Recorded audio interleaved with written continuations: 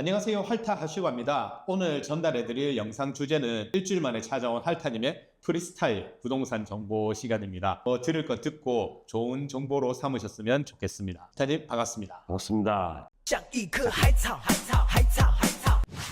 오늘 얘기할 주제는 지난 주간 방송에서도 얘기했지만 저번 주에 대한민국에 큰 사건이 있었고 이 사건이 사실 부동산 투자하는데 굉장히 중요한 사건이거든요. 그렇죠. 그래서 이 사건을 바라보는 시각에 대해서 특히 앞으로 이 당이 되든 저 당이 되든 어떤 식으로 투자를 해야 될지 그런 거에 대해서 한번 얘기를 해보자 하는 건데 제가 투자 선배의 그런 마음과 인생 선배, 물론 뭐 유튜브 보시는 분들 나이대 조회하며 어르신도 많으신데 부동산을 투자를 많이 한 그런 인생 선배의 마음으로 좀 경험담 조언 아닌 조언, 주위에 사람들이 이렇게 하는 걸 보니까 잘 안 되더라, 이렇게 해야지 그래도 성공할 확률이 높더라, 그런 이야기를 한번 해보려고 합니다. 뭐 이번 이야기도 좀 민감한 수밖에 없는 주제예요. 정치와 부동산에 대한 이야기인데 저번 주간 방송에서도 얘기했지만 최대한 정치색 없이 중립적으로 말씀을 드리고, 실제로 뭐 저는 사실 성향이 여기저기 아닙니다. 저는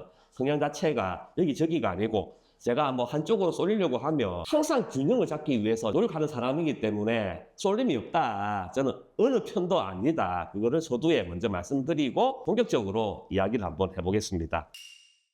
뭘 우려를 하냐면 너무 한쪽으로만 빠져버리면 이 투자가 안 되더라고. 먼저 상승론이죠. 상승론. 그리고 뭐 나는 보수다, 보수 성향이 강하고 상승론이고 부동산은 무조건 잘 된다, 그런 생각에 너무 빠져버리니까 무슨 사태가 일어나냐. 최근에 이제 우리가 폭락장을 경험했지 않습니까? 심하게 빠졌죠. 심하게 빠졌잖아. 이때 다 무너졌습니다. 그런 분들 자기의 신념을 믿고 부동산은 무조건 오른다, 그리고 이 당이 또 집권을 하니까 무조건 이제 띄울 거다, 그런 신념만 믿고 투자를 무리하게 해. 무리하게 하는 게 남들보다 한 개, 두 개, 세 개 더 산다 그런 거 아닙니다. 10개, 20개, 30개를 사버려요. 어떤 사람은 가가지고, 그런 사람 진짜 있습니다.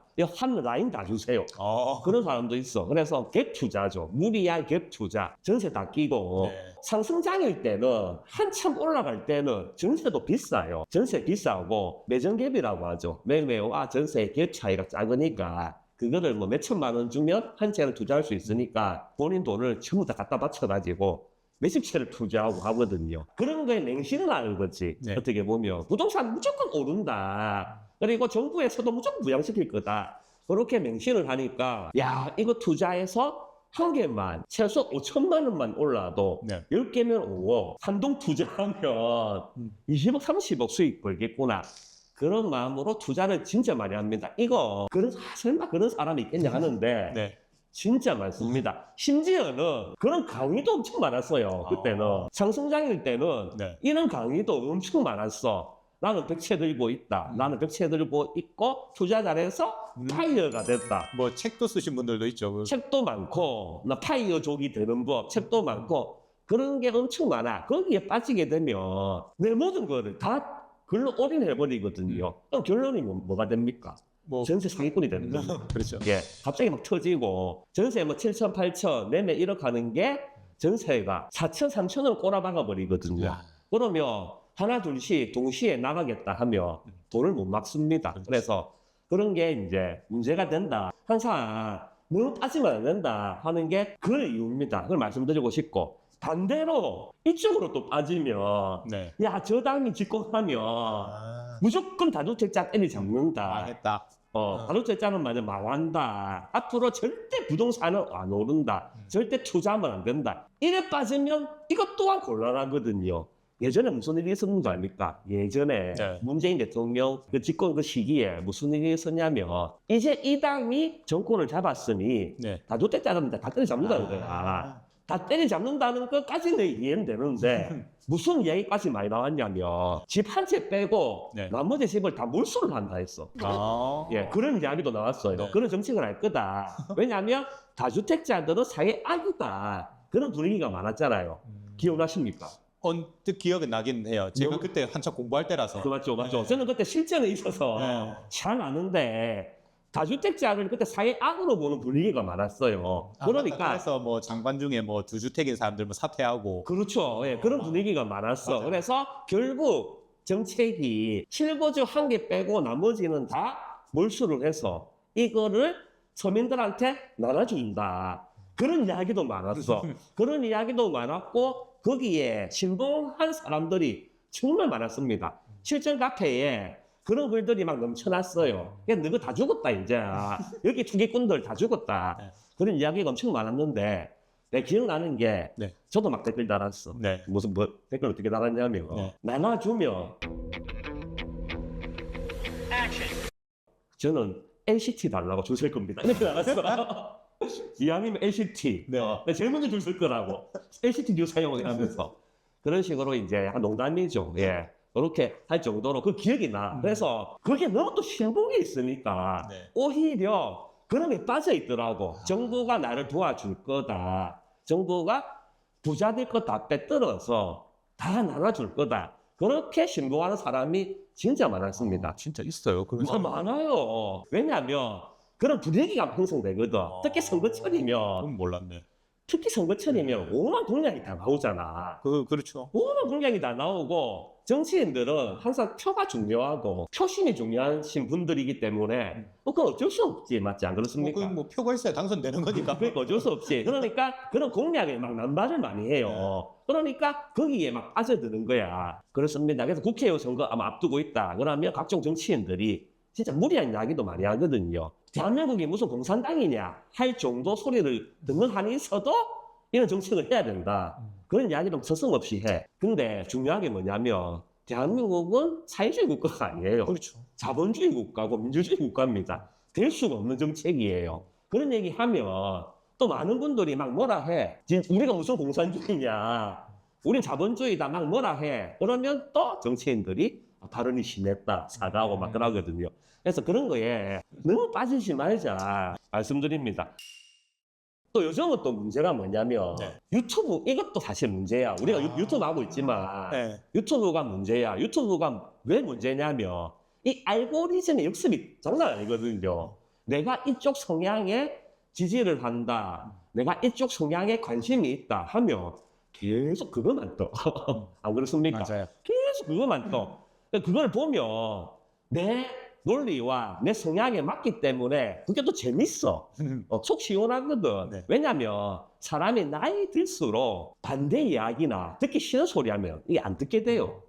정말 안 듣게 돼. 그런데 와 여기는 내 생각과 똑같은 말만 하고 있고 내 주장과 똑같은 말만 하고 있으니까 계속 이 소리만 듣게 돼. 그거를 계속 영상을 보면 그것만 계속 떠. 알고리즘이 무서운 게 사람을 아주 바보를 만드는 겁니다. 계속 그것만 떠. 그래서 저도 가끔씩 이제 뭔가 관심이 있어서 한 개 툭 봤다 하면 그것만 계속 뜨거든요. 그러면 항상 살아가면서 양측 다 그런 소리를 듣고 내 스스로 판단을 하기 위해서 굉장히 노력을 많이 하거든요. 근데 저도 계속 유튜브를 보다 보면 알고리즘에 이제 빠져가지고 그럴 경우가 가끔씩 있어. 네. 그럼 저는 그 알고리즘을 깨려고 노력을 합니다. 어떻게 깨려고 노력하냐? 이제 반대되는 걸 막 검색해서 보고. 아닙니다. 걸그룹을 봐요. 걸그룹을 봐. 그 걸그룹 보고 있습니다. 예. 하필이면 꼭 그런 타이밍에 사모님이 들어오시지 예. 않습니까? 걸그룹 보고 있어. 막 보고 있고. 요즘은 네. 제가 아이들이 르세라핌 S타일도 빠져 있거든요. 예. 그래서 계속 그거만 봐. 네. 그거만 보고 있으면 계속 걸그룹만 써. 그러면 마음의 정화가 되고, 예. 정화가 되고, 또 마음의 평화를 얻고, 네. 그걸 보다 보면 자연스럽게 또 알고리즘이 또 원상복귀가 되더라고. 그렇게 해서 제가 항상 네. 중도를 지키려고 노력하는 게 살아가는데도 너무 한쪽에만 매몰돼 있으면 안 좋아요. 비단 투자뿐만 아니고 네. 본인 생활하는데도 너무 이제 한쪽에만 매몰돼 있으면 맞는 것 같습니다. 그런 경우가 많아. 그렇게 항상 중도를 지키려고 노력하고 있고 최근에 뭐 우리 유튜브 보시는 분들 보면 할타니는 계속 뭐 상승론만 외치고 있고 앞으로 뭐 계속 회복될 거야, 오를 거야, 지금 사야 된다, 투자해야 된다 하는데 네가 무슨 뭐 중도를 유지하냐 하는데 제가 유튜브 한 지 꽤 됐습니다. 제가 다른 채널에 있을 때부터 유튜브를 꽤 했는데 예전 영상을 보면 제가 진짜 경고를 또 많이 했어요. 네. 지금 수익 많고 하는데 절대 당신이 고수라서 수익 얻은 게 절대 아니다. 겸손해라, 겸손해라. 그리고 무리하지 마라, 사지 마라. 그런 얘기를 정말 많이 했습니다. 그래서 항상 구독자분들, 시청자분들한테 계속 알렸고, 특히 또 하나 예를 들면 예전에 드메르 알죠? 생수. 롯데캐슬 드메르. 드메르. 그때 무슨 일이 있었냐면 그때 한참 이제 분양권 규제가 막 되면서 분양권 투자가 어려워졌어요. 그래. 그런데 시장 상승장이야. 그때 당시에. 상승장이고 하니까 드메르에 엄청 몰려버렸거든요. 왜냐하면 분양권 그 아파트가 아니니까 생수비죠. 생수이니까 전매 제한도 없고 청약 토장도 필요 없고 아무런 제한이 없어. 그러니까 부산 시내에 투자를 관심 있는 사람들은 청약을 다 넣는 거예요. 그래서 그때 얘기 나온 게 당첨되면 바로 피가 뭐 1억이니 2억이니 그런 얘기가 엄청 많았습니다. 아주 강풍이었거든요. 그래서 너도 나도 막 드메르 막 했는데 제가 그때 유튜브에서 얘기한 게 진짜 조심해야 된다. 드메르 그 보면 생활 숙박형 시설이라서 입주할 수 없다. 맞아요. 실거주로 사용할 수 없다. 다 적어놨다고. 이 나중에 만약에 법이 개정이 안 되거나 뭔가 잘못되면 입주도 못하고 대출도 안 나오고 잔금도 못 치고 전입도 못하고 모든 악재가 다 쏟아질 수도 있으니 정말 신중해야 된다. 그런 말도 내가 많이 했습니다. 네. 영상 댓글에 어김없이 여기는 뭐 입주하면 피해가 10억 붙을 거다. 뭐 이런 얘기도 막 있고 했거든요. 네. 지금 보시는 분이야 계속 상승로 외쳐서 하여튼은 뭐 무조건 상승한다 하지만 아니라는 거. 내가 지금 왜 자꾸 지금 기회다, 부패다, 사라 얘기하겠습니까? 사실이거든. 지금처럼 좋은 가격이 없습니다. 항상 시장은 지금처럼 안 좋을 때, 모두가 공포에 질려 있을 때, 모두가 다 팔려고 지금 난릴 때, 이때 사서 시장이 환호하고 모두가 다 사고 싶어서 안 달라고 가격이 계속 오르고 할 때 팔고 떠나는 겁니다. 그래서 제가 그걸 계속 말씀드리는 게 그런 이유입니다. 실제로 지금 네. 지금 상황에서 지난주 일 있고 나서 주말 사이에 제 가까운 지인들이 연락을 많이 왔는데 이제 이사 한번 해볼까 이 얘기를 많이 하시더라고요. 그렇습니다. 그러니까 예. 다들 마음속으로는 예. 뭔가 좀 오를 것 같은데 이러면서 그거를 직접적으로 말로 표현은 안 하고 집을 한번 사볼까 약간 이런 얘기를 하시더라고요. 근데 제가 참 그때도 많이 느낀 게 뭐냐면은 가까운 지인들이지만 제가 그랬거든요. 사는 거 좋다. 지금 집을 팔아야 되는데 그럼 지금 집을 손해보고라도 좀 싸게 그냥 빨리 팔고 딴 걸 싸게 사라. 약간 나는 손해보고 못 팔지. 그렇죠. 진짜 10명 중에 9명 그 얘기. 맞습니다. 예. 그냥 예. 그냥 그렇구나. 오케이. 예. 알겠다. 마음 정해지면 다시 연락 따라.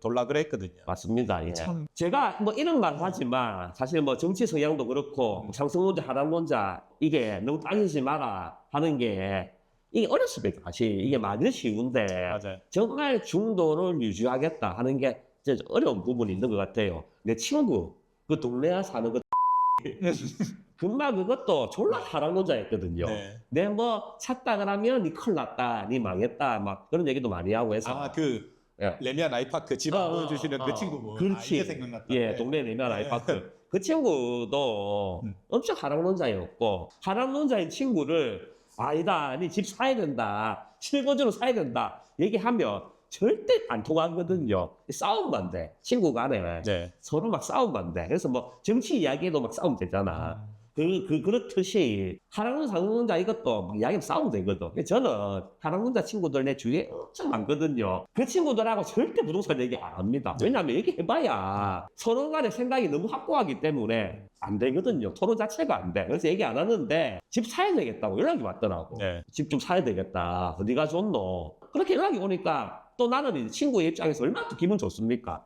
스스로 이제 집 사야 되겠다고 하니까.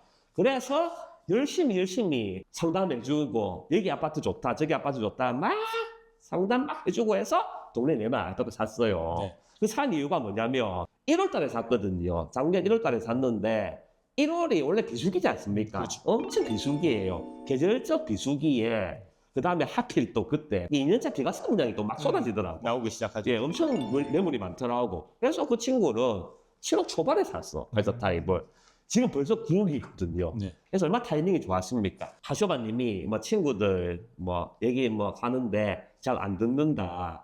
뭐 지금 뭐 손해보고 팔 수 있겠냐 하는 게 설득이 잘 안 돼. 그래서 맞아. 내가 이번 영상에 항상 이것저것 다 듣고 보고 항상 좀 중도를 유지해라 하는데 말처럼 쉽지 않습니다. 말처럼 쉽지 않아도 내가 이런 이야기 안 할 수는 없으니까 그냥 투자 선배의 마음으로 한번 이렇게 조언 아닌 조언을 해드리니까 제 영상 보시고 고민해보는 그런 시간이 되었으면 좋겠습니다. 네. 옛말에 그런 말이 있죠. 새는 한쪽 날개로 날 수 없다. 네, 잠깐만, 네. 하쇼바리예요. 이건 좀 편집해야 돼요. 너무 좋다 얘기가. 그럼 이거는 할타 소장님 얘기하시는 걸로. 그런 말이 있듯이 이제 너무 한쪽으로 치우치면 우리가 제대로 순항을 할 수 없으니까 조금은 그런 어느 정도 생각과 뭐 그런 위험성 여러 가지 사회적인 거를 고려해 가지고 좀 그렇더라도 최대한 뭐 할타님 말씀대로 중간의 입장에서 조금 이렇게 균형 잡고 갈 수 있는 뭐 그런 시각을 많이 길러봤으면 좋겠습니다. 그리고 저희 이제 바쁘게 돌아갈 대한민국 부동산 시장에서 어떻게 하면 조금 더 효율적이고 높은 수익을 거둘 수 있을지 궁금하신 분들은 할타님 상담 코너가 열려 있으니까 멤버십 통해서 상담 요청도 많이 해보시면 좋을 것 같습니다. 저희 그러면 오늘 이것으로 할타님의 프리스타일 부동산 정보 소식 마치도록 하겠습니다. 지금까지 할타 하슈바였습니다. 감사합니다.